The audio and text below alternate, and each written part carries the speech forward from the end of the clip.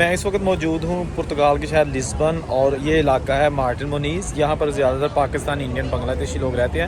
یہ وہ پارک ہے، یہ وہ چھوٹا سا ایک فری ایریا ہے جہاں پر جو بے روزگار ہیں یہاں پر، یا جو پاسپورٹ کے چکر میں یہاں لوگ آئے ہیں، وہ در در کی ٹھوکریں کھا رہے ہیں، وہ یہاں سارا دن جمع رہتے ہیں۔